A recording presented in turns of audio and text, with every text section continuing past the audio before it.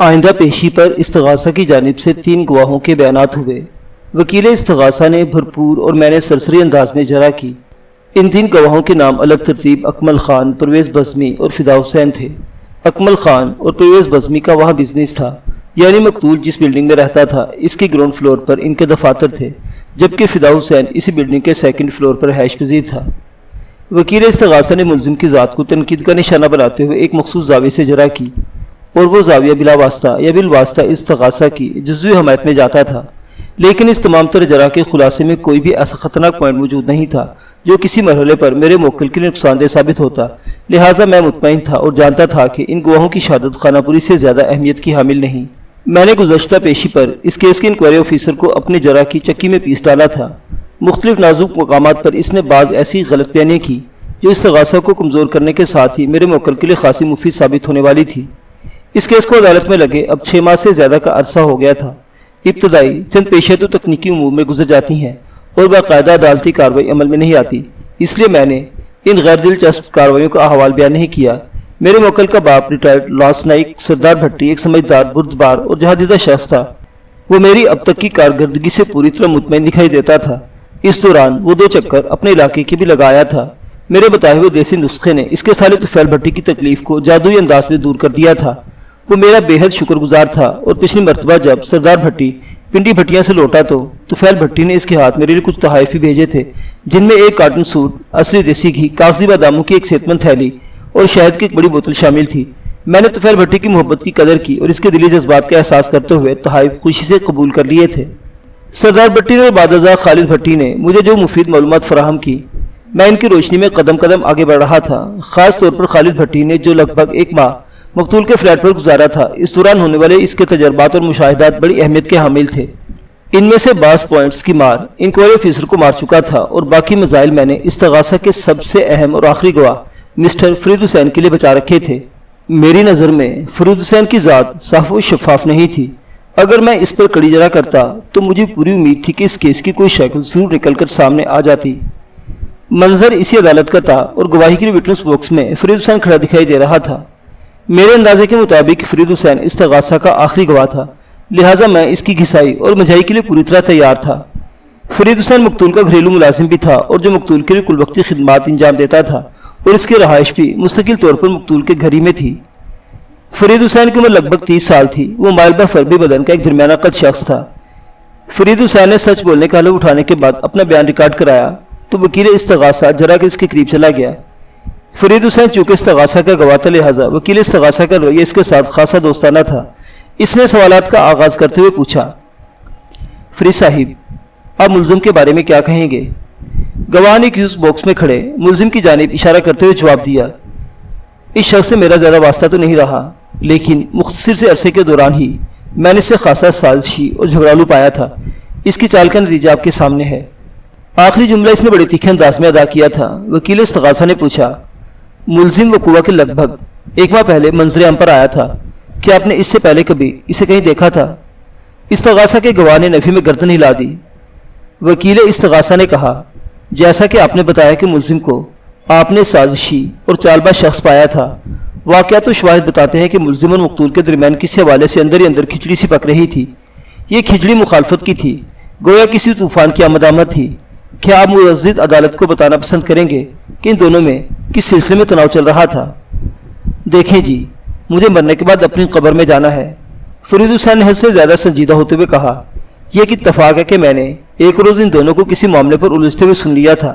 میرا اندازہ ہے کہ کسی خاص حوالے سے ملزم بھٹی صاحب کو بلیک میل کر رہا تھا۔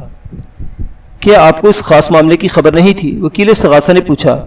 اس وقت تو نہیں تھی جناب، گواہ نے نفی میں سر ہلاتے ہوئے کہا، لیکن اب تو ساری بات کھل چکی ہے۔ بھٹی صاحب شیدہ نائی تھے یا اے آر بھٹی، مجھے اس سے کوئی غرض نہیں جناب، میں تو صرف اتنا جانتا ہوں کہ وہ بہت اچھے انسان تھے۔ میں ان کا ادنا سا ملازم تھا، لیکن وہ مجھے اپنا چھوٹا بھائی سمجھتے تھے۔ ان کی موت کا سب سے دکھ مجھے ہوا ہے وکیل صاحب۔ وقوع کے روز مقتول نے 3 کلائنٹ سے رقم وصول کی تھی۔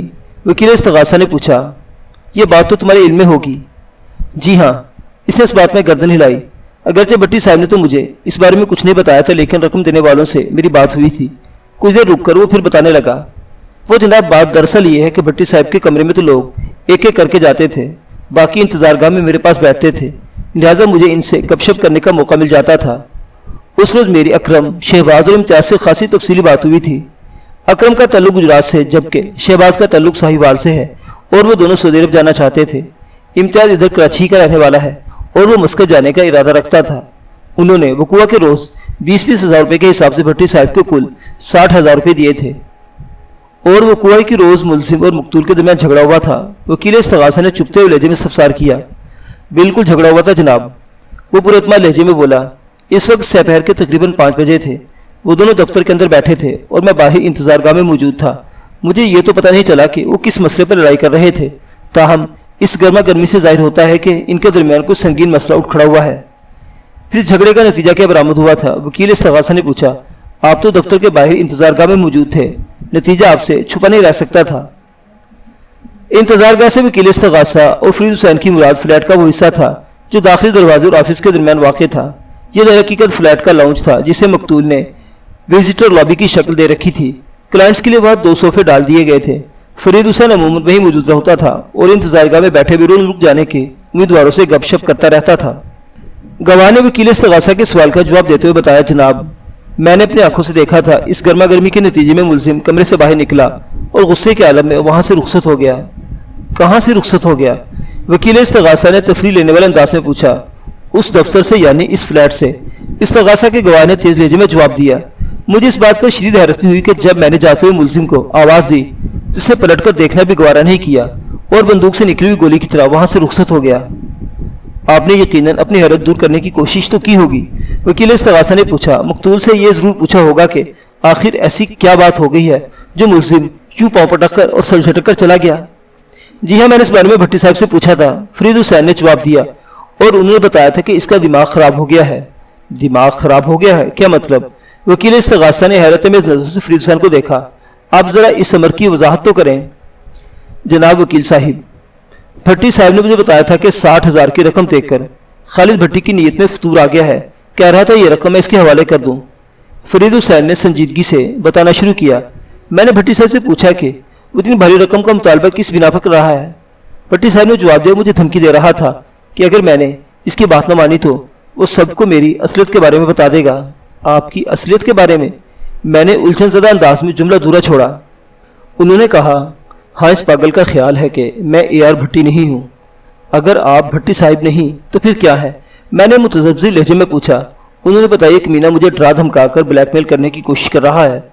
आपको परेशान होने की ज़रूरत नहीं भट्टी साहिब, मैंने जोश भरे लहजे में इनसे कहा। अगर आपको हुक्म हो तो मैं इसे फ्लैट में कदम भी नहीं रखने दूंगा। ये बंदा तो मुझे शुरू से अच्छा नहीं लगा था। आपने अपनी खुशी से इसे यहाँ रहने की इजाज़त दे दी, इसलिए मैं खामोश रहा, वरना नहीं, इतना जज्बाती होने की ज़रूरत नहीं। भट्टी साहिब मेरी बात पूरी होने से पहले ही बोल पड़े। मैंने बड़े वाज़ेह अल्फाज में इससे कह दिया है कि वो अपने रहाइश का कहीं और बंदोबस्त कर ले। इस फ्लैट में अब इसके लिए कोई जगह नहीं, और ये बात भी अपने जहन से झटक देंगे मैं इसकी किसी ब्लैकमेलिंग में आऊँगा। मुझसे वो ऐसी कोई तवक्को न रखे। ये सुनते ही वो कहीं चला गया। इस्तगासा का गवाह फरीद हुसैन ये मन घड़त कहानी सुनाकर खामोश हो गया। इसके बयान को मन घड़त में इसलिए कह रहा हूँ कि खालिद भट्टी की जुबानी मुझे जो हालात पता चले वो इस कहानी से मुमासलत नहीं रखते थे। वकूआ की सहपैर खालिद और मकतूल के दरमियान थोड़ी तलख कलामी जरूर हुई थी, लेकिन वो कोई और इशू था। मकतूल के चंद रिक्रूटिंग से मुतल्लिक फ्रॉड मेरे मुक्कल की नज़र में आ गए थे। ये जानकर इसे बड़ा अफसोस हुआ था कि मकतूल बाज लोगों की आंखों में धूल झोंक कर तगड़ी तगड़ी रकमें बटोर रहा था। वो जितने अफराद को बैरून मुल्क भिजवाने का आसरा देता था उनमें से आधे तो गिर पड़कर बाहर चले जाते थे और बाकी निस्फ की रकम मकतूल के पास फंस कर रह जाती थी। वो वादे पर वादे करके इन्हें टालता रहता। ये सूरत हाल मुलजिम के लिए तकलीफ दे थी। इसने तर्क कलामी के बाद मकतूल से दो टोक अल्फाज में कहा कि अगर इसने बेईमानी और फ्रॉड की रविश तरक न की तो वो इसके साथ नहीं रह सकेगा। इस पर मकतूल ने से कह दिया था कि ठीक है, वो अपना बंदोबस्त कहीं और कर ले, और यूं खालिद मकतूल के दफ्तर से निकल आया था। गवाह के खामोशन पर वकील इस्तगासा ने कदरे बुलंद आवाज में कहा, फरीद साहिब, वकूआ की सहपहर मकतूल ने बड़ी वजाहत के साथ आपको मुलजिम की बरहमी और ब्लैकमेलिंग के बारे में बता दिया था। आप मुअज़्ज़ज़ अदालत को यह बताएं कि मुलजिम के रुखसत होने के बाद वहाँ क्या हालात पेश आए थे। मैंने हस्बे मामूल भट्टी साहब के रात के खाने का बंदोबस्त किया। गवाह ने बताया, रात के खाने के बाद उन्होंने चाय पी और मुझसे कहा कि वो थक गए हैं, इसलिए अपने बेडरूम में आराम करने जा रहे हैं, और जब अपने बेडरूम में दाखिल हो गए तो मैं भी लेट गया था। आप लेटते ही सो गए थे? या देर से नींद आई थी? वकील इस्तगासा ने पूछा। नींद कहाँ आई थी जनाब, वो अजीब से लहजे में बोला। मुझे सोफे पर लेटे चंद मिनट ही गुजरे थे कि मुलजिम वापस आ गया। मैंने इसके दरवाज़ा खोला और मेरे कुछ पूछने से पहले इसने बताया कि वो अपने रहाइश का बंदोबस्त करके आ रहा है। वो भट्टी साहब से चंद बातें करेगा और अपना ज़रूरी सामान लेकर चला जाएगा। 15-20 मिनट के बाद वो वापस आया और तेज़ कदमों के साथ चलते फ्लैट से निकल गया। मैंने इसकी आमद और रुखसत को ज़्यादा अहमियत न दी और फ्लैट के दाखिली दरवाजे को बंद करके दोबारा लेट गया। फिर थोड़ी देर के बाद मुझे नींद आ गई थी। किसी भी केस में सबसे ज़्यादा काबिल रहम हालत मुलजिम की होती है। इसे हर पेशी पर अलार्म मौजूद रहना होता है और वो भी बिल्कुल चुपचाप। इस्तगासा की जानिब से इसके लिए जितना भी जहर उगला जाए इसे खामोशी से पीना पड़ता है।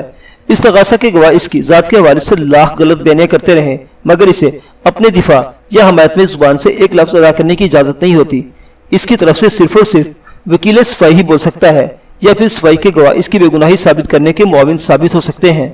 एक आध मजीद सवाल के बाद वकील इस्तगासा ने जरा ख़त्म कर दी। अपनी बारी पर मैंने जैसे इजाज़त हासिल की और विटनेस बॉक्स के करीब जाकर खड़ा हो गया। मैंने खंगार कर गला साफ किया और गवाह की आंखों में देखते हुए सवाल किया, फरीद साहिब, क्या आपका ताल्लुक कराची से है? नहीं जनाब, मैं बुनियादी तौर पर हैदराबाद का रहने वाला हूँ। हैदराबाद, दक्कन या? मैंने दानिस्ता जुमला अधूरा छोड़ दिया। वो जल्दी से बोला, मैं इस हैदराबाद की बात कर रहा हूँ जो कोटरी के करीब वाक़ है, दरिया सिंध के किनारे। ठीक है, मैंने सरसरी अंदाज में कहा। फिर पूछा, आप मकतूल के पास कितने अरसे से काम कर रहे थे? लगभग 5 साल से, इसने जवाब दिया। वक़ुआ के बारे में आपने फ़ोन करके थाने में इत्तला दी थी। मैंने जरा के सिलसिले को आगे बढ़ाते हुए कहा, क्या आपके पास थाने का नंबर मौजूद था? मैं जानबूझकर हल्के फुल्के और गैर मुतल्लिका सवालात से इसे अपने लिए तैयार कर रहा था कि जब मैं इसकी ज़ुबान से कोई राज की बात उगलवाना चाहूँ तो वो बेहजानी में मारा जाए। मेरे सवाल के जवाब में इसने बताया, थाने का नंबर मुझे तो नहीं मालूम था। मैंने परवेज़ बज़मी के दफ्तर से पुलिस को फ़ोन किया था। परवेज़ बज़मी और अकमल खान के नाम इस्तगासा के गवाहों की फहरिस्त में मौजूद थे और इनकी शहादतें पिछली पेशी पर हो चुकी थी। मैंने फरीद हुसैन पर तवज्जो मरकूज़ करते हुए कहा, फरीद साहिब, आपने 9 नवंबर की सुबह परवेज़ बज़मी के ऑफिस से ठीक 9 बजे थाने फ़ोन करके इस वाक़े की इत्तला दी और 9:30 बजे पुलिस ने मौका पर पहुंचकर कार्रवाई शुरू कर दी। मैं गलत तो नहीं कह रहा हूँ? नहीं जनाब, बिल्कुल ऐसा ही हुआ था। मैंने पूछा, फरीद साहिब, आप गुज़श्ता 5 साल से मकतूल के यहाँ कुल वक्ती मुलाजिम थे और आपकी रहाइश भी इस फ्लैट में थी। आप मकतूल के नाश्ते का बंदोबस्त करते, खाने पीने के मामला देखते और इसकी छोटी बड़ी हर ज़रूरत का ख्याल रखते थे। अमूमन खाना आप घर में अपने हाथों से बनाते थे और अगर ज़रूरत महसूस होती या मकतूल की तरफ से कोई फरमाइश होती तो आप होटल से खाना भी ले आते थे। मैंने लम्हे भर के लिए तवक्कुफ़ किया, फिर गहरी सांस खारिज की और अपनी बात को आगे बढ़ाते हुए कहा, आपने अपनी खिदमत की बदौलत मकतूल के घर में फ़र्द की हैसियत हासिल कर ली थी। वो आपको अपना छोटा भाई समझता था और छोटी बड़ी बात आपसे शेयर करता था, जैसा कि वक़ुआ के रोज़ हुआ। मैंने दोबारा छोटा सा तवक्कुफ़ किया, फिर दोस्ताना अंदाज में इजाफा करते हुए मज़ीद कहा, वक़ुआ की सहपहर यानी 8 नवंबर को मुलजिम और मकतूल के दरमियान खासी गर्मागर्मी हो गई थी, जिसके नतीजे में मुलजिम भिन्नाए हुए अंदाज में दफ्तर से बाहर चला गया था। बादज़ा जब आपने मकतूल से इस वाक़े का सबब जानना चाहा तो इसने आपको सब कुछ बता दिया था। वो आप पर पूरा भरोसा करता था फरीद साहिब। अगर मैं ज़रा भी गलत कहूँ तो आप फ़ौरन मुझे टोक दीजिएगा। नहीं वकील साहिब, आप तो लफ्ज़ दुरुस्त फरमा रहे हैं। वो जल्दी से बोला, यही हकीकत थी, लेकिन इस अफसरदगी से टूटे हुए लहजे में बोला, अब तो भट्टी साहिब जिंदा नहीं रहे। मैंने जरा के जाविये को तब्दील किया और सवालात में तेजी लाते हुए इस्तगासा के गवाह से पूछा, फरीद साहिब, वक़ुआ की रात मकतूल खासी थकन महसूस कर रहा था। आपने इस्तगासा के वकील को बताया है कि उस रात वो खाना खाते ही अपने बेडरूम में चला गया था। मैं ये जानना चाहता हूँ कि वक़ुआ की रात आपने मकतूल के लिए कितने बजे खाना लगाया था? मेरा ख्याल है इस वक्त रात के 9 बज रहे थे, इसने जवाब दिया। मैंने पूछा, खाने और चाय से फारिग होने के बाद मकतूल सोने के लिए अपने बेडरूम में दाखिल हो गया था और आप अपने ऑफिस वाले सोफे पर लेट गए थे। क्या आप मुझे बताना पसंद करेंगे कि मकतूल कितने बजे अपने बेडरूम में गया था? 9:30 बजे और चंद मिनट के बाद मुलजिम वापस आ गया था। जी हाँ, इसकी वापसी रात 10 बजे हुई थी। मुलजिम ने आपको बताया था कि इसने अपने लिए अलग रहाइश का बंदोबस्त कर लिया है। मैंने इसकी आंखों में देखते हुए पूछा, वो अपना सामान लेने के लिए वापस आया था और इसने कहा था कि वो मकतूल से चंद बातें करके हमेशा हमेशा के लिए वहाँ से चला जाएगा। क्या मैं ठीक कह रहा हूँ? जी हाँ, इसने इस बात में जवाब दिया। और आपको मुलजिम की रवानगी का उस वक्त पता चला जब वो फ्लैट से रुखसत हो चुका था, लिहाजा आप नहीं देख सके कि वो कौन कौन सा सामान ले गया था। वैसे इंक्वायरी ऑफिसर के मुताबिक तो اس فلیٹ سے اپنا کوئی سامان بھی لے کر نہیں گیا تھا۔ جب سب انسپیکٹر شمشاد علی نے اس کے بیڈ روم کا معائنہ کیا تو وہاں ہر شے جوں کی توں موجود تھی۔ میں نے بدستور اسے دیکھتے ہوئے کہا، ہاں اس بات پر مجھے بھی حیرت ہوئی تھی۔ آپ کو یہ حیرت کب ہوئی تھی؟ جی کیا مطلب؟ اس نے الجھن زدہ نظر سے مجھے دیکھا۔ میں نے وضاحت کرتے ہوئے کہا، مطلب یہ کہ آپ کو ملزم کے سامان نہ لے جانے پر جو حیرت ہوئی تھی، اس کا موقع کون سا تھا؟ رات کو ملزم کے رخصت ہوتے وقت یا پھر پولیس کی خانہ تلاشی کے وقت؟ جی میں صبح کی بات کر رہا ہوں، وہ قدرے سنبھلے ہوئے لہجے میں بولا۔ رات کو تو جب ملزم وہاں سے چلا گیا تو میں فلیٹ کا دروازہ بند کر کے واپس آفس والے صوفے پر لیٹ گیا تھا۔ ملزم کے سامان کے بارے میں تو اس وقت انکشاف ہوا جب پولیس نے اس کے کمرے کی تلاشی لی۔ یعنی رات کو ملزم کے حوالے سے آپ کے اندر کوئی تجسس نہیں جاگا کہ وہ مقتول سے کیا باتیں کر کے گیا ہے؟ میں نے بدستور اس کی آنکھوں میں جھانکتے ہوئے سوال کیا۔ آپ نے ملزم کو مقتول کے کمرے میں داخل ہوتے دیکھا اور جا کر آفس والے صوفے پر لیٹ گئے، ہے نا؟ جی ہاں آپ ٹھیک کہہ رہے ہیں، وہ متذبذب لہجے میں بولا۔ میں نے رات ملزم کو زیادہ اہمیت نہیں دی تھی، اس لیے اس کے حوالے سے میرے اندر کوئی تجسس پیدا نہیں ہوا تھا۔ چلیں آپ کی بات کو درست مان لیتے ہیں، میں نے سرسری انداز میں کہا۔ پھر پوچھا، ملزم کو پولیس نے کب اور کہاں سے گرفتار کیا تھا؟ یہ بندہ اگلی صبح خود ہی چل کر دفتر آ گیا تھا، استغاثہ کے گواہ نے جواب دیا۔ جس وقت پولیس والے موقع کی کارروائی کر رہے تھے تو یہ وہاں پہنچا اور ایسا بن گیا جیسے وہاں پیشانوی لحاظ سے اس کا کوئی تعلق نہ ہو۔ میں نے سب انسپیکٹر صاحب کی توجہ اس کی جانب مبذول کرائی اور انہیں بتایا کہ اسی شخص کے ہاتھوں بھٹی صاحب کا یہ حشر ہوا ہے۔ پولیس نے فوراً اس کے ہاتھوں میں ہتھکڑی پہنا دی۔ اس وقت 10 بجے تھے۔ میں نے طنزیہ لہجے میں کہا، میرے موکل نے خود کو وقوع سے لا تعلق ظاہر کرنے کی اداکاری نہیں کی تھی، بلکہ یہ حقیقت ہے کہ شیدہ نائک کے قتل اور 60,000 روپے کی خود برد سے اس بیچارے کا دور دور کا بھی واسطہ نہیں۔ 9 نومبر کی صبح 10 بجے جب خالد بھٹی مقتول کے فلیٹ پر پہنچا تو اس کے وہم و گمان میں بھی نہیں تھا کہ وہاں قتل کی واردات ہو چکی ہے۔ فرید حسین آنکھیں جھپکا کر مجھے دیکھا اور خفیہ میں اس لہجے میں بولا، یہ تو آپ بڑی عجیب بات کر رہے ہیں۔ جو بات سریدس عجیب نظر آ رہی ہے نا، وہ تھوڑی دیر کے بعد غریب بھی ہونے والی ہے مسٹر فرید، میں نے قدرے سخت لہجے میں کہا۔ پھر یہ عجیب و غریب صورتحال کسی کو بہت ہی غریب اور لاچار کر دے گی۔ آپ میرا مطلب سمجھ رہے ہیں نا مسٹر فرید؟ وہ چونک کر میری طرف دیکھنے لگا۔ اس کے منہ سے صرف اتنا نکلا، وکیل صاحب پتہ نہیں آپ کس قسم کی معنی خیز باتیں کر رہے ہیں۔ دیر سمیت تمام حاضرین عدالت بشمول وکیل استغاثہ اور تفتیشی افسر سانس روک کر استغاثہ کے گواہ پر ہونے والی جرح کا نظارہ کر رہے تھے۔ یہ نظارہ فی الحال بڑا محظوظ کرنے والا اور دل خوش کر دینے والا تھا، لیکن آگے چل کر یہی نظارہ استغاثہ اینڈ کمپنی کے لیے خطرناک اور تکلیف دہ ثابت ہونے والا تھا۔ میں نے گواہ کی الجھن کو سلجھن میں بدلنے کے لیے آپ سے تم تک کا سفر ایک لمحے میں طے کر لیا اور گھمبیر آواز میں کہا، فرید حسین میری معنی خیز باتوں کے معنی بس اب کھلنے ہی والے ہیں۔ تم توجہ سے مجھے سنو اور بتاؤ کہ جس وقت ملزم کو پولیس گرفتار کر رہی تھی ان لمحات میں اس کا موقف کیا تھا؟ میں نے بتایا ہے نا جناب، یہ بالکل انجان بن گیا تھا۔ اس نے پولیس سے کہا کہ وہ تو اپنا سامان لینے وہاں آیا ہے، وہ کسی دوسری جگہ اپنے رہائش کا بندوبست نہیں کر سکا اور اس نے فیصلہ کیا ہے کہ واپس اپنے گاؤں پنڈی بھٹیاں چلا جائے گا۔ اس نے بھٹی صاحب کو پیش آنے والے حادثے سے قطعی لا علمی کا اظہار کیا تھا، حالانکہ یہ تمہیں رات میں بتا چکا تھا کہ اس نے کہیں رہائش کا انتظام کر لیا ہے۔ میں نے سہلانے والے انداز میں کہا، وہ رات 10 بجے اپنا سامان اٹھائے مقتول کے فلیٹ پر پہنچا تھا، پھر سامان لیے بغیر خاموشی سے واپس چلا گیا، بالکل چوروں کی طرح، ہے نا؟ واقعی، وہ میری ہاں میں ہاں ملاتے ہوئے بولا۔ اس کا رویہ میری سمجھ سے تو بالا تر ہے جناب، بالا تر ہی نہیں بلکہ زیری تر بھی ہے، میں نے ٹھہرے ہوئے لہجے میں کہا۔ وہ سوالی نظروں سے مجھے دیکھنے لگا۔ جی میں سمجھا نہیں، میں نے اس کے حیرت بھرے سوال کو نظر انداز کرتے ہوئے استفسار کیا۔ فرید حسین، استغاثہ کے مطابق بالفاظ دیگر تمہارے مطابق ملزم اور مقتول کے درمیان 8 نومبر کی سپہر شدید جھگڑا ہوا، جس کے نتیجے میں ملزم ناراض ہو کر وہاں سے چلا گیا۔ اس رات 10 بجے وہ واپس آیا اور بتایا کہ وہ اپنا سامان لے جانے آیا ہے، مگر بعد ازاں پتہ چلا کہ وہ سامان لیے بغیر ہی واپس چلا گیا۔ آپ کا خیال اس نے مقتول کے بیڈ روم میں داخل ہو کر اس کو اسی سائلنسر لگے ریوالور سے قتل کیا اور 60,000 روپے سمیٹ کر رفو چکر ہو گیا۔ پوسٹ مارٹم کی رپورٹ بھی اس بات کی تصدیق کرتے کہ مقتول شیدہ نائک کی موت 8 نومبر کی رات 10 اور 11 بجے کے درمیان واقع ہوئی تھی، یعنی جس وقت آپ کی بیان کردہ کہانی کی روح سے ملزم مقتول کے بیڈ روم میں موجود تھا۔ اچھی طرح سوچ سمجھ کر میرے سوال کا جواب دینا۔ میں سانس ہموار کرنے کے لیے متوقف ہوا، پھر اپنی بات مکمل کرتے ہوئے کہا، ایک شخص جو رات 10 اور 11 بجے کے درمیان کسی کو قتل کر کے چوروں کی طرح خاموشی سے 60,000 روپے اڑا کر رفو چکر ہو جائے، وہ اگلی صبح جائے وقوع کا رخ کیوں کرے گا، جبکہ اس بات کا اعلان بھی کر چکا ہو کہ اس نے اپنے رہائش کا الگ بندوبست کر لیا ہے؟ یہ تو آپ، وہ اسرائیلی انداز میں میرے موکل کی جانب انگلی سے اشارہ کرتے ہوئے بولا، آپ اسی سے پوچھیں۔ ٹھیک ہے، یہ بات میں اسی سے پوچھوں گا، لیکن بعد میں نے اس کی بے خبری میں اپنا کام جاری رکھتے ہوئے کہا، فی الحال تم یہ بتاؤ کہ تمہیں بات کس وقت پتہ چلی کہ مقتول شیدا نائی تمہیں چھوڑ کر کسی اور دنیا کی شہریت اختیار کر چکا ہے؟ اس افسوسناک حقیقت کا مجھے اگلی صبح علم ہوا۔ اس نے جواب دیا۔ اگلی صبح یعنی 9 نومبر کو؟ جی ہاں، اس نے اس بات میں جواب دیا۔ میں نے پوچھا صبح کتنے بجے؟ لگ بھگ 8:30 بجے۔ کیسے؟ میں عموماً 7 اور 7:30 بجے کے درمیان اٹھ جاتا ہوں، وہ وضاحتی انداز میں بولا، جبکہ بھٹی صاحب کم و بیش 8 بجے بیدار ہوتے تھے۔ ناشتہ ہم 8:30 بجے کیا کرتے تھے۔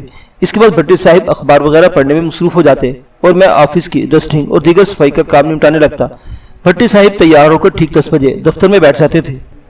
وہ چند لمحے کے لیے رکا تو میں یہ محسوس کیے بنا نہ رہ سکا کہ بھٹی صاحب یعنی شیدا نائی کے لیے ظاہر کی جانے والی اس کی عقیدت میں بناوٹی پن پایا جاتا تھا، جیسے کوئی گن پوائنٹ پر اسے یہ اداکاری کرنے پر مجبور کر رہا ہو۔ وہ اپنی بات کو آگے بڑھاتے ہوئے بولا، 9 نومبر کی صبح جب معمول کے مطابق بھٹی صاحب نہیں اٹھے تو مجھے تشویش ہوئی۔ 8:30 بج گئے تھے، یعنی ناشتے کا وقت ہو گیا تھا۔ ایسا پہلے کبھی نہیں ہوا تھا، لہٰذا میری تشویش بہت زیادہ بڑھ گئی۔ میں نے سوچا کہ ان کے دروازے پر دستک دیتا ہوں۔ میں نے 3-4 مرتبہ دستک دی مگر اندر سے کوئی جواب نہیں آیا۔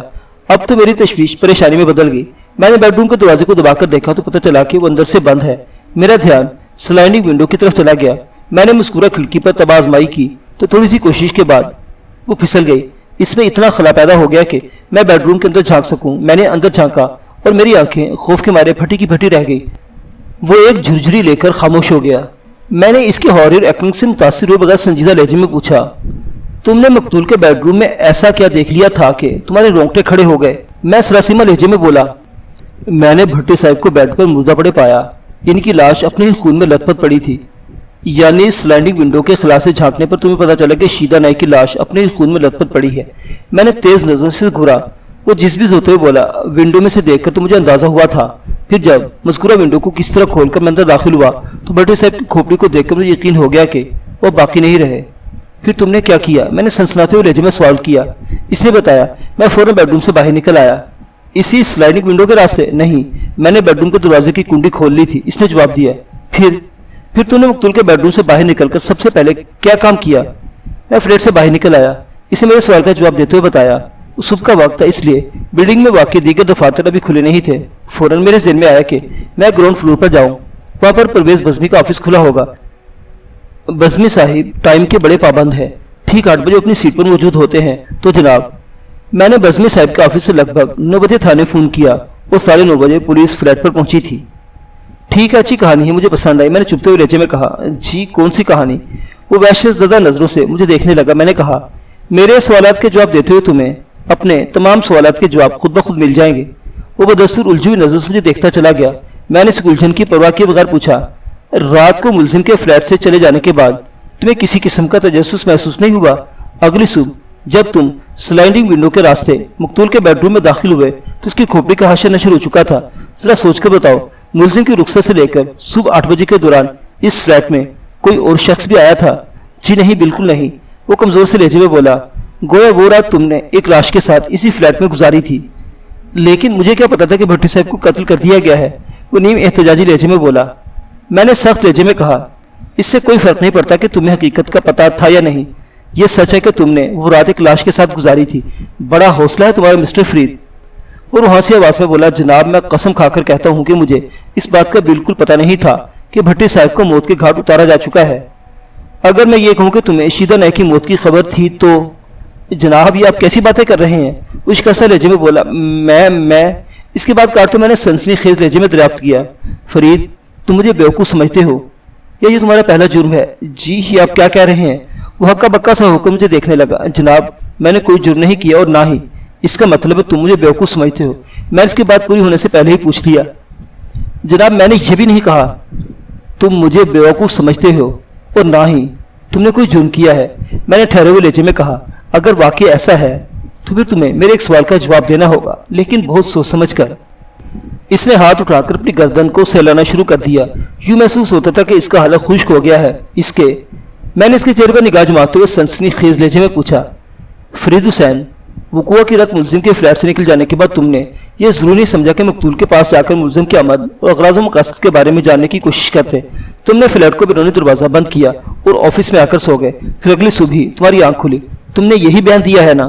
جی ہاں، میں نے اپنے بیان میں یہی کہا ہے، وہ متذبذب لہجے میں بولا۔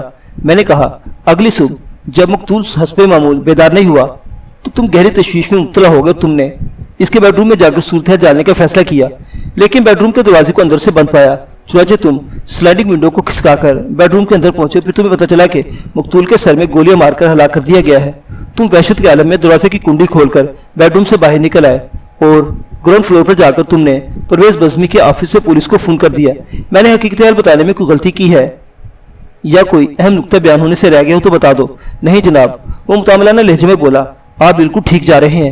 اگر میں بالکل ٹھیک جا رہا ہوں تو پھر تم پر لازم ہے کہ میرے سوال کے جواب میں تم پٹڑی سے نیچے نہ اترنا اور میں جو کچھ بھی پوچھوں سچ سچ بتانا. جی پوچھیں، وہ الجھن زدہ لہجے میں بولا. میں نے پوچھا فرید حسین. وقوع کی رات لگ بھگ 10:15 بجے ملزم مقتول کے فلیٹ سے رخصت ہو گیا. پھر مقتول کے بیڈ روم کے دروازے کو اندر سے کنڈی کس نے لگائی تھی؟ اس کے چہرے پر ایک سایہ سا لہرا کر رہ گیا. بے حد نروس انداز میں اس نے بے ساختہ کہا، مجھے کیا پتا جی، میں تو سو گیا تھا جناب. تم سو گئے تھے؟ میں نے زہریلے لہجے میں کہا. تمہارے استغاثہ کے مطابق ملزم سائلنس سے لگے ریوالور سے مقتول کو موت کے گھاٹ اتار کر فلیٹ سے نکل گیا تھا. باقی بچا مقتول شیدا نائی. میں نے لمحاتی توقف کر کے ایک گہری سانس لی اور بدستور ٹھہرے ہوئے لہجے میں کہا، اگر یہ فرض کر لیا جائے کہ میرے موکل نے مقتول کی کھوپڑی میں 2 خاموش گولیاں اتار کر اسے قید حیات سے آزاد کر دیا تھا تو پھر یہ ممکن نہیں رہتا کہ ملزم کے رخصت ہو جانے کے بعد ایک مردہ شخص اٹھ کر دروازے کو اندر سے کنڈی لگائے. اور اگر یہ کنڈی مقتول شیدا نائی نے لگائی تھی تو پھر یہ بات پایا ثبوت کو پہنچ جاتی ہے کہ جب ملزم مقتول کے فلیٹ سے رخصت ہوا تو مقتول زندہ سلامت تھا. شیدا نائی کی موت ملزم کے جانے کے بعد واقع ہوئی تھی، اس وقت جب فلیٹ میں صرف 2 افراد موجود تھے، یعنی تم اور مقتول. اب تمہیں بتاؤ مقتول کی موت کب، کیسے اور کس کے ہاتھوں واقع ہوئی تھی؟ اس کے چہرے کا رنگ اڑ گیا. دیکھتے ہی دیکھتے وہ برسوں کا بیمار نظر آنے لگا. میں نے بڑے غیر محسوس طریقے سے جرا کی مدد سے گھیر گھاڑ کر اسے ایک تاریک بند گلی میں لا کھڑا کیا تھا. اس کے پاس فرار کا کوئی راستہ بچا تھا اور نہ ہی بچاؤ کی کوئی راہ اسے دکھائی دے رہی تھی. حالات کی تاریکی میں ہاتھ پاؤں چلاتے اس نے اپنے تئیں بڑی عقل مندی کی بات کی. پیشانی پر نمودار ہونے والے پسینے کو ہاتھ کی پوچھ سے صاف کرنے کے بعد اس نے کہا، جناب یہ بھی تو ہو سکتا ہے بھٹی صاحب نے ملزم کے جانے کے بعد دروازے کو اندر سے کنڈی لگائی اور خودکشی کر لی. ونڈرفل، بہت خوب. میں نے استہزائی انداز میں کہا، اگر ایسا ہو جائے تو کیا کہنے؟ اس طرح تو میرا موکل شیدا نائی کے قتل کے الزام سے آپ و آپ بری ہو جائے گا. لیکن افسوس کہ ایسا ہو نہیں سکتا. کیوں نہیں ہو سکتا؟ وہ میری بات کو سمجھے بغیر جلدی سے بولا، بھٹی صاحب نے خودکشی نہیں کی ہوگی یا آپ کے موکل کے بری ہونے کا امکان نہیں. مجھ سے اس نوعیت کا استفسار کر کے گویا اس نے اوکھلی میں سر دے دیا. میں نے کہا، فرید حسین، میں اپنے موکل کو تو ہر قیمت پر قتل کے اس الزام سے باعزت بری کروا ہی لوں گا، لیکن مجھے اس کیس میں تمہاری گردن پھنستی نظر آ رہی ہے. میری گردن؟ وہ بڑے خوفزدہ انداز میں اپنی گردن پر ہاتھ پھیرتے بولا، مگر کیوں؟ مگر اس لیے کہ تمہارے بھٹی صاحب اور میرے شیدا نائی نے قتل خودکشی نہیں کی. میں نے ایک ایک لفظ پر زور دیتے ہوئے کہا. آپ یہ بات اتنے یقین سے کیسے کہہ سکتے ہیں؟ اس لیے کہ کوئی بھی شخص اپنی کھوپڑی کے پرخچے اڑانے کے بعد اس قابل نہیں رہتا کہ اپنے بیڈ روم سے باہر نکلے اور فلیٹ کے باہر رکھی ہوئی ڈسٹ بن میں آلہ قتل کو پھینک سکے اور پھر چپ چاپ چلتے ہوئے اپنے بیڈ میں آ کر لیٹ جائے. اس طرح کے فلیٹ کے کسی حصے میں اس نقل و حرکت کے نتیجے میں خون کا کوئی دھبا دکھائی نہ دے. اتنا کہہ کر میں نے انکوائری آفیسر کی جانب رخ پھیرا اور تصدیقی لہجے میں استفسار کیا، آپ نے آلہ قتل کو ڈسٹ بن میں سے برآمد کرنے کے بارے میں تو بتایا تھا، لیکن وہ خون کے دھبے؟ فرید کا دماغ خراب ہو گیا ہے. میری بات مکمل ہونے سے پہلے ہی تفتیشی افسر نے جھنجھلاہٹ امیز لہجے میں کہا، یہ خودکشی کا کیس نہیں بلکہ قتل کی واردات ہے. لیکن اس سے پہلے کہ میں زبان کو زحمت دیتا ایک عجیب واقعہ پیش آ گیا. استغاثہ کا گواہ فرید حسین کٹہرے کی ریلنگ کو تھامے تھامے زمین پر بیٹھ گیا. یوں محسوس ہوتا تھا اسے بہت زور کا چکر آ گیا ہے. میں نے اس کی خرابی صحت کی پرواہ کیے بغیر جیسے مخاطب ہوتے ہوئے کہا، یور آنر، صورتحال روز روشن کی طرح عیاں ہو چکی ہے. استغاثہ کے سب سے اہم گواہ فرید حسین کو آنے والے چکر کا سبب وہ تصور ہے جس میں اس نے جیل کی سلاخیں اپنے مقدر ہوتے دیکھ لی ہیں. میری معزز عدالت سے استدعا ہے کہ فرید حسین کو سامنے تفتیش کر کے یہ جاننے کی کوشش کی جائے کہ شیدا نائی کو کس نے قتل کیا تھا. میرا موکل اس سلسلے میں قطعی بے گناہ ہے. حالات واقعات کی روشنی میں وہ بے گناہ ثابت ہو چکا ہے. اگر پولیس فرید حسین پر سختی کرے تو وہ بتانے پر مجبور ہو جائے گا کہ قاتل کون ہے. میرا دعویٰ ہے کہ اگر قتل اس نے نہیں کیا تو وہ قاتل کو ضرور جانتا ہے. That's all, Your Honor. وکیل استغاثہ کے پاس کسی اعتراض کی گنجائش باقی نہیں بچی تھی، لہذا جج نے میری فرمائش پوری کرتے ہوئے متعلقہ عدالتی عملے کو وکیل استغاثہ اور انکوائری افیسر کو خاص ہدایت دی. गुज़श्ता पेशी पर मैंने अपने मोवक्किल खालिद भट्टी को बेकसूर और शिदाना मर्डर केस से गैर मुतल्लिक साबित कर दिया था, लेकिन इस वक्त तो खालिद भट्टी की बेगुनाही पर मोहर तस्दीक सब्त हो गई जब पुलिस की कस्टडी में फरीद हुसैन की चीं बोल गई। उसकी खातम अदालत को हजम न कर सका और इसने बड़ी शराफत से अपने जुर्म का इकरार कर लिया। इसके साथ ही इसने 60,000 रुपए की खुदबुर को भी तस्लीम कर लिया। फरीद हुसैन के इकबाल जुर्म की तफसील में जाने की जरूरत नहीं, मुख्तसर जान ले के वो पिछले कुछ अरसे से ऐसी वारदात के बारे में सोच रहा था। खालिद भट्टी के वहां आमद और जल्दी मकतूल के साथ पैदा हो जाने वाले इसके इख्तिलाफ ने फरीद को एक मौका फराहम कर दिया। इसने अपना उल्लू सीधा करने के लिए खालिद को कुर्बानी का बकरा बना दिया था। आइंदा पेशी पर अदालत ने मेरे मोवक्किल को बेगुनाह करार देते हुए बाइज्जत बरी कर दिया। उस रोज सरदार भट्टी भी बहुत खुश था। हम अदालत से बाहर आए तो इसने अपने हमरा आए हुए एक उम्रसीदा शख्स की जानिब इशारा करते हुए कहा, बेग साहिब इससे मिले, ये आपका बहुत बड़ा फैन है। फैन? मैंने मुस्कुरा शख्स से मुसाफा करते हुए अज्जुब खेज लहजे में कहा, लेकिन मैं आपको पहचाना नहीं बुजुर्गो, आप किस हवाले से मेरे फैन हैं? इस शख्स ने जहरीला मुस्कुराते ममनूत भरे लहजे में कहा, यूं समझें कि मैं आपका शुक्रगुजार फैन हूँ। मुझे उलझन में मुब्तला देकर सरदार भट्टी ने फौरन वजाहत कर दी, बेग साहिब ये मेरा साला तुफैल भट्टी है जिसके लिए आपने देसी नुस्खा अनायत फरमाया था। ये अपने पांव पर चलकर पिंडी भटिया से कराची पहुंचा है। आपके नुस्खे ने इसके गिट्टे गोडे एकदम जवान कर दिए हैं। मुझे मजाक सूझा। मैंने संजीदा लहजे में कहा, भट्टी साहिब आपने तो बड़ी अजीब बात बता रहे हैं। इस नुस्खे का ये करिश्मा तो मेरे इल्म में था ही नहीं कि इसके इस्तेमाल से इंसान 1000-1500 मील पैदल चलने के काबिल हो जाता है। ओहो! सरदार भट्टी खजालत अमेज लहजे में बोला, मेरे कहने का मतलब यह था कि तुफैल भट्टी अपने पाँव से चलने लगा है। पिंडी भटिया से कराची आने के लिए तो इसने ट्रेन ही में सफर किया है। अगर ट्रेन का जरिया या किसी भी सवारी का वसीला ना होता तो मैं पैदल चलकर कराची जरूर आता। तुफैल भट्टी ने जोशीले लहजे में कहा, और इसकी दो वजूहात हैं। मैंने इस वाले नजर से देखा तो उसे खुद ही अपनी बात की वजाहत कर दी। पहली वजह तो यह है कि आपसे एक भरपूर मुलाकात की ख्वाहिश थी, और दूसरा मकसद अपनी आंखों से इस जवान को रिहा तो देखना था जो बहुत जल्द मेरा दामाद बनने वाला है। दामाद? आप खालिद भट्टी की बात कर रहे हैं? मेरी उलझन दो चंद हो गई। सरदार भट्टी ने कहा, आप बिल्कुल ठीक समझे हैं बेग साहिब, तुफैल भट्टी अपने खालिदी की बात कर रहा है। जिस मामले की वजह से खालिद दिल बर्दाश्ता होकर सऊदी अरब चला गया था वो अल्लाह के फजलो करम से हल हो गया है। अब इस बात का फैसला हो गया है कि तुफैल भट्टी की बेटी रुखसाना की शादी खालिद से ही होगी। मैंने खालिद भट्टी की तरफ देखा। इसके चेहरे पर यकबायक मुख्तलिफ नौयत के तासुरात इकट्ठा हो गए थे, जिनमें खुशी और मुसरत का तासुर सबसे नुमाया था। इस बात का अंदाजा लगाने में मुझे कतन दुश्वारी महसूस नहीं हुई कि इन दोनों ने अपने फैसले से खालिद को भी अभी और इस वक्त आगाह किया था। मैंने खालिद से पूछा, तुम्हें बताओ मैं तुम्हें मुबारकबाद देते हुए किस किस्म के अल्फाज इस्तेमाल करूँ? नई जिंदगी मुबारक, मुसीबत से निजात मुबारक, बाइज्जत रिहाई मुबारक, या शब वसाल मुबारक हो। शब का लफ्ज़ मैंने इसलिए चुना कि तुम्हारी शादी के मौका पर तो मैं मौजूद नहीं हूँगा, लिहाजा मेरी जानिब से शादी की पेशगी मुबारक हो।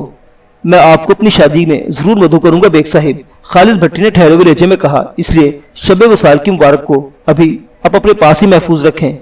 ठीक है, तुम्हारी शब विसाल मेरा मतलब है तुम्हारी शादी की मुबारकबाद मेरे पास अमानत के तौर पर रखी है। मैंने गहरी संजीदगी से कहा।